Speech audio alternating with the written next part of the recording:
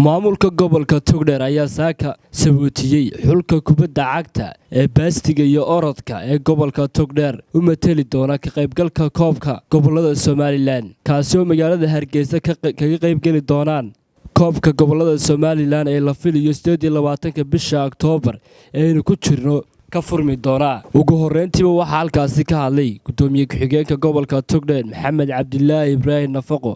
isuduwaha wasaaradda waxbarashada ee gobolka Togdheer Maxamuud Xasan Caynaashi iyo isuduwaha dhalinyarada ciyaaraha ee gobolka Togdheer Kaysa Yuusuf iyaguna halkaasi lagu sii sabootiyay ciyaartooyada kala duwan ee xulka gobolka maanta waxa farxad noo ah haddaan nahay gobolka Togdheer oo isku duuban xulkii gobolka oo Togdheer oo saddexdii qaybood kubadda cagta iyo baasketki iyo orodadiiba aanu imika safar ku baxayno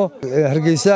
maanta waxa noo qiimo ah oo qaaya ah gobolkii Togdheer oo madax iyo mijabays haysta oo isku duuban waxaan leenahay taageerayaasha qaranka ee reer Burco meel kasta aad joogtaan waa inaad u diyaar garowdaan haddii la ka dhigo bisha koowaad ay ciyaarta bilowgeeda aan leenahay haddaan nahay gobolka Togdheer waxa maanta farxad noo ah oo aan leenahay noo soo duceeya waxaan maanta idin faraynaa waa ducoon safar salaam aan leenahay insha Allah inaan guul soo gaarno ayaan rajaynaynaa maanta ay bishu tahay 26 bishii tobnaad waxa Ilaahay mahadiya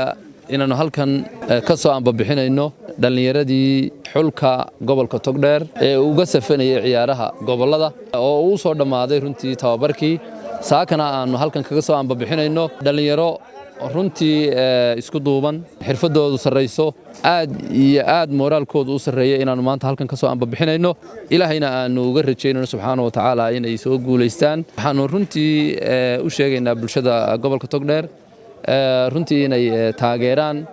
isla garab taagaan dhalinyarada maanta halkan ka anbabaxaysa waana arrin guula waxaan rajaynaynaa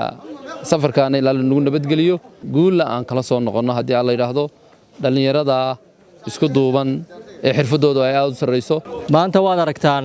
ciyaartooyga reer Togdheer sida ay u qaabaysan yihiin u diyaar gareysan yihiin insha Allah ta'ala waxaan rajaynayaa in la isgarab taago meel kasta aad joogtaan reer Togdheer hadaa qurba joogtaan iyo hadii aad qulqul joogtihiinba in la isgarab taago maanta aad iyo aad baan waxaan u rajaynaynaa insha Allah ta'ala guulo waaweyn wax ku ool ah oo lagu yaqaanay gobolka Togdheer waxaan u mahad celinayaa cid kasta oo ka qayb qaadatay maxay hayteenay maanta dhalinyaradan qiimaha badan ciyaartooyga ee qaybaha kala duwan kubadda cagta basketka iyo orodkaba ka kooban isgarab taagtay waa Sidaam Maxamed Xasan Som News TV Burco